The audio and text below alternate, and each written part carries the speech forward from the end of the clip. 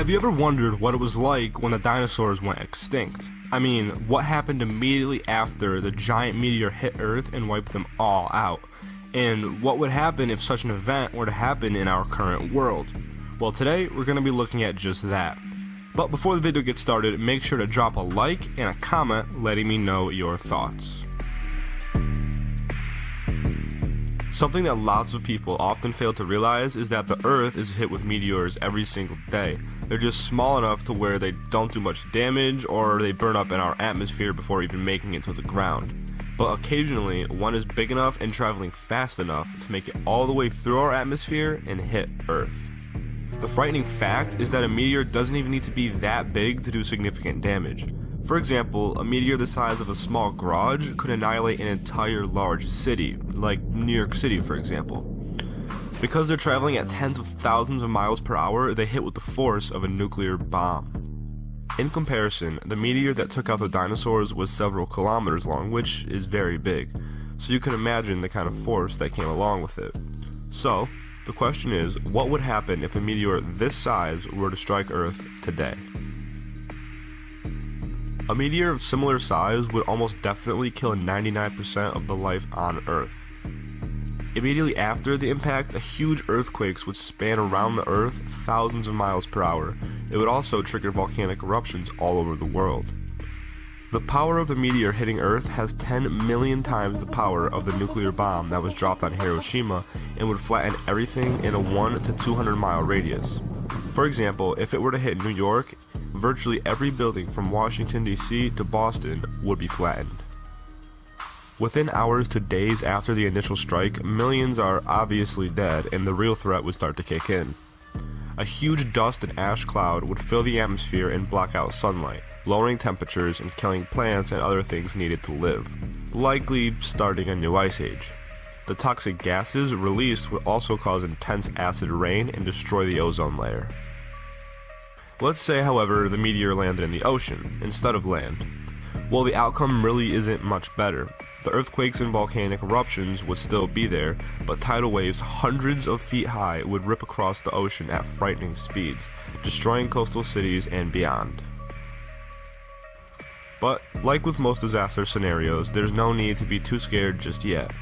While smaller meteors happen often, the huge planet-destroying sized meteors happen approximately once every million years or so. So it's really nothing to stay up late worrying about. However, if one were to hit, there's absolutely nothing you could do to stop it. Now let's look at Ison's exit from its perihelion and its current trajectory. This is the Sun. This is Ison. Here is the orbital plane of the planets orbiting the Sun. It went in this direction as we see here. Now there is no such thing as north, south, east, or west in space. But in this image, if up is north, down is south, left is west, right is east, Ison is taking a northward trajectory far above the Earth. As you see, the Earth would be on the same orbital plane with all these other planets. However, on its port side and its starboard side, Ison is streaming debris trails. And as you can see, those debris trails, which are now estimated to be about 50 million miles wide and expanding, Ison, as it continues to go on its current trajectory, if it does, will continue to stream out debris all along the way between the Sun and us until it passes our orbit, and then we are no longer affected by it until we converge with Ison's initial debris trail and are hit on both sides by two streams coming, one coming from the sunward, one coming toward the sunward. As NASA predicts. In the meantime, this trail is going to be streaming down from Ison for as long as Ison exists, all the way past the Earth. What that tells us is the Earth is going to be passing through Ison's debris for a good while. No one knows how long, and scientists cannot predict how large any of this debris is going to be.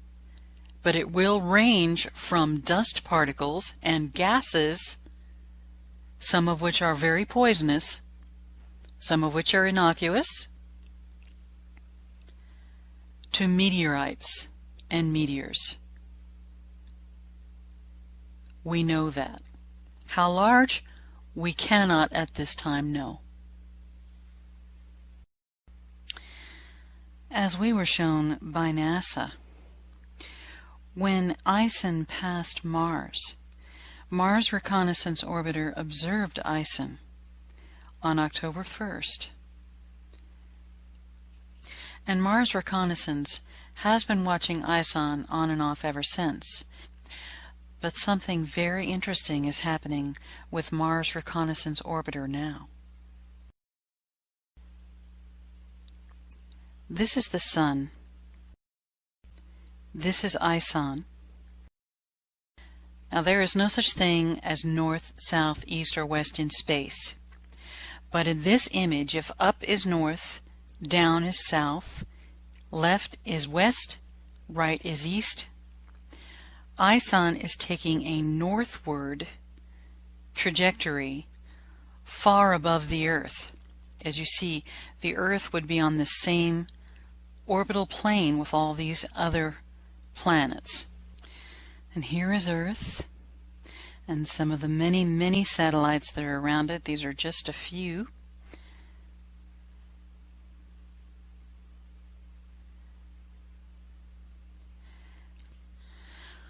Lo and behold, here is Mars Orbiter mission on a direct trajectory toward Earth's orbit. Mars is way off in the distance, way over here. Mars Orbiter mission is on its way to Earth. We already know Mars Orbiter mission is all about Ison right now. So you have to ask yourself, why is Mars Orbiter mission on its way to Earth? In my humble opinion, it has everything to do with these many asteroids, meteors, meteorites, and so forth that are going to be pelting the Earth over the next couple of months. This is going to be a very interesting ride, my friends. And I have said from the very beginning, this could be the golden censer being thrown upon the Earth. It could also include trumpets 1, 2, and 3. This was no small comet, as we were told.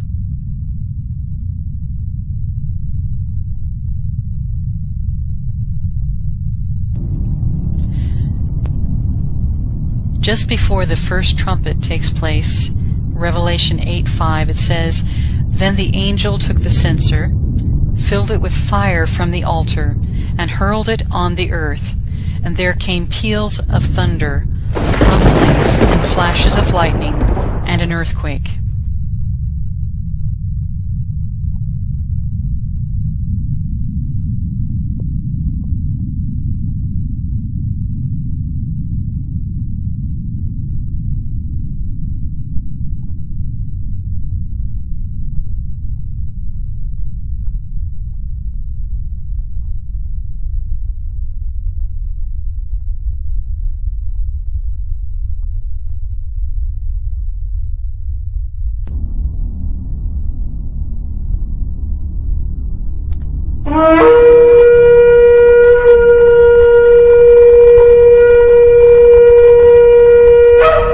Is Ison the first trumpet? Is it possible that Ison is not only the first trumpet fulfillment, but perhaps even the second and the third trumpet fulfillment.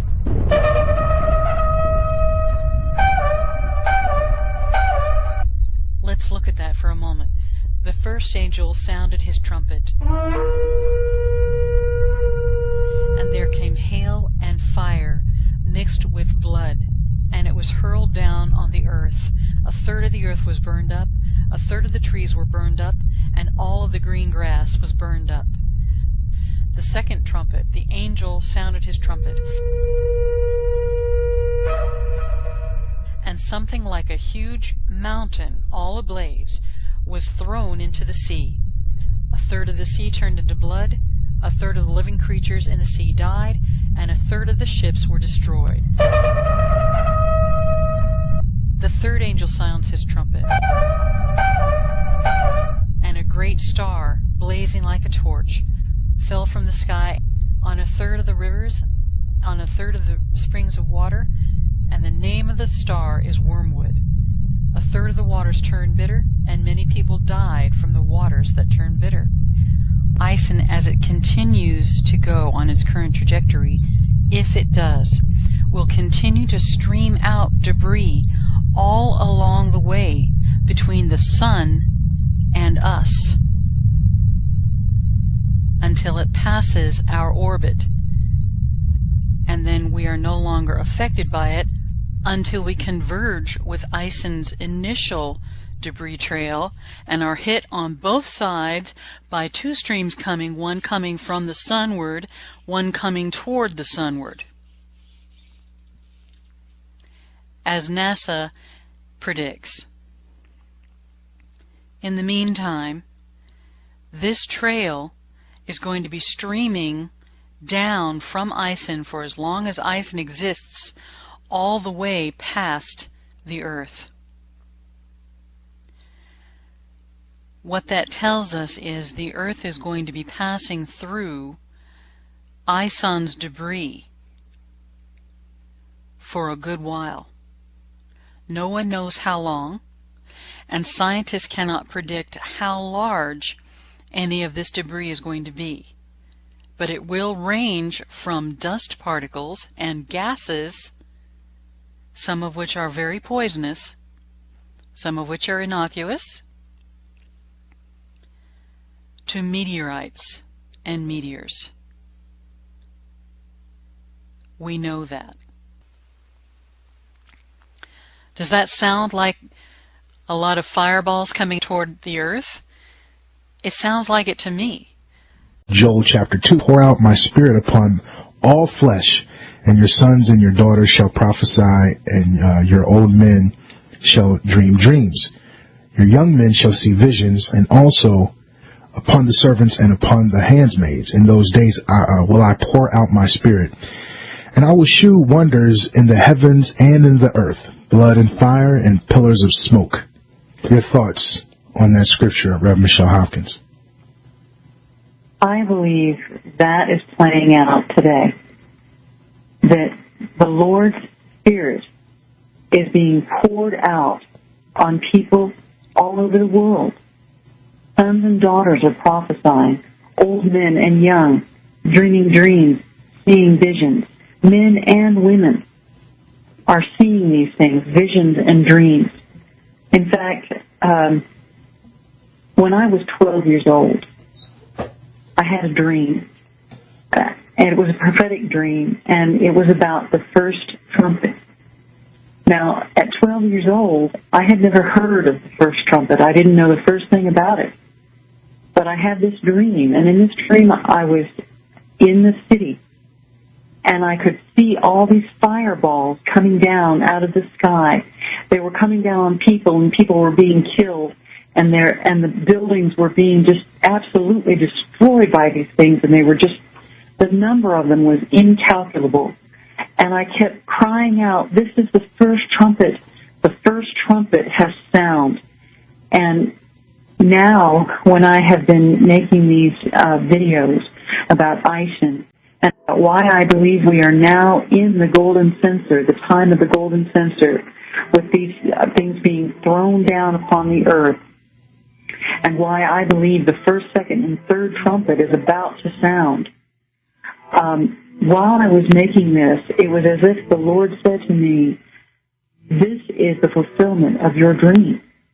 This is you telling the world the first trumpet is about to... October 6th, 2008. The Catalina Sky Observatory in Arizona notices something it hadn't seen before.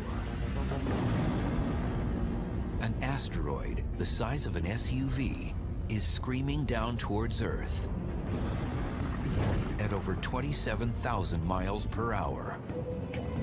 An alarm sounds throughout the international scientific community. Is this asteroid on a collision course with Earth? This object was special because it was probably going to impact the Earth. And over the course of the next 21 hours, 500 observations were made of the object to try to exactly calculate its orbit. At NASA's Jet Propulsion Laboratory, Steve Chesley gets the urgent wake-up call. Everyone wants to know when and where this rock will touch ground. They sent me the data.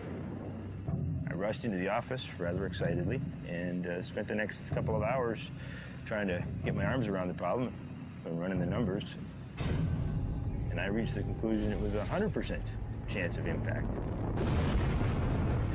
Chesley calculates the collision will occur in less than 13 hours, approximately 5:45 a.m. Eastern African time. Its target, the Nubian Desert in northern Sudan.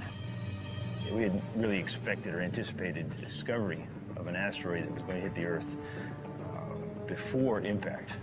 With time to react and time to predict the location of the impact, it was very extraordinary. Never seen it before. It was countdown to impact. With no time to stop this runaway space rock, emails went out to alert those on the ground and in the air. 5:45 a.m.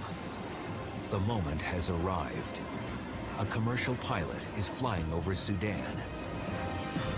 He witnesses a fireball smack right into the Earth's atmosphere with the energy of about 1,000 tons of TNT. As it entered the atmosphere, it started to burn and brighten. At some point, the stresses on the body became so fantastic from the atmospheric pressure that it just exploded. That explosion would have sounded like a sonic boom. On the ground, 23 miles below, Sudanese people returning from morning prayers hear the frightening sonic roar. Witnesses see a brilliant fireball, followed by mysterious flashes of light streak across the sky. Scientists had hoped the asteroid wasn't heavy enough to completely penetrate through the Earth's atmosphere and wreak havoc on the ground. Satellites track the fiery explosion, but there is little indication that any fragments survive. So there is a possibility that people could be frightened by such an event, but the risk of injury is really very low from something so small. And Steve was correct. There were no reports of injuries or damage due to falling debris in the remote region. Planet Earth was spared from a potential disaster, partly because the region was so remote and the impactor was small. But the story doesn't end here. December 2008. Astronomer Peter Yeniskis organizes a search and recovery team from the University of Khartoum in Sudan. He's determined to find the unlikely.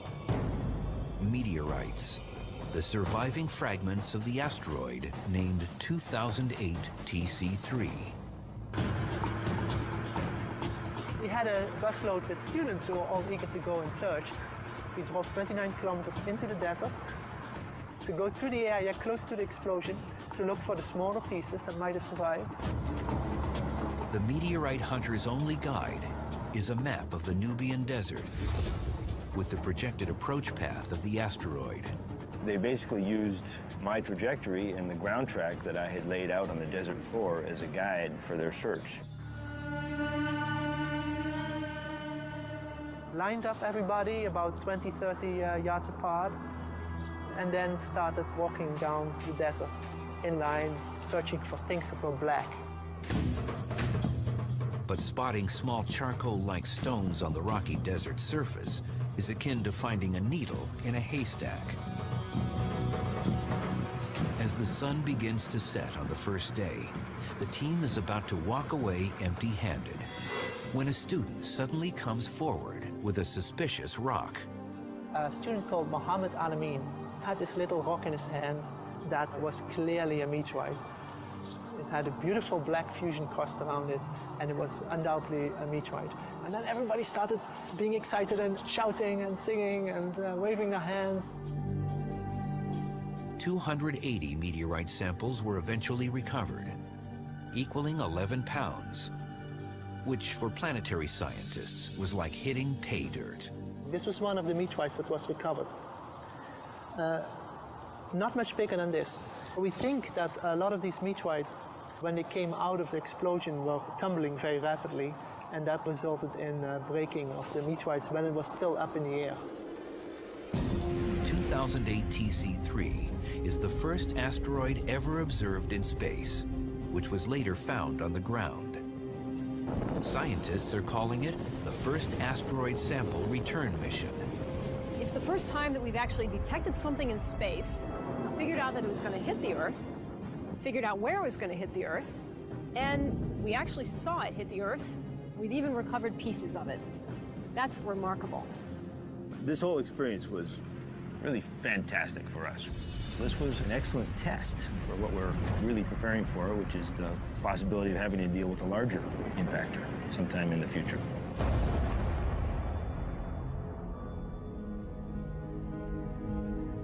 Planet Earth may not be so lucky the next time. Scientists now suspect 2008 TC3 came from a piece of a much larger rock from the asteroid belt, a region between Jupiter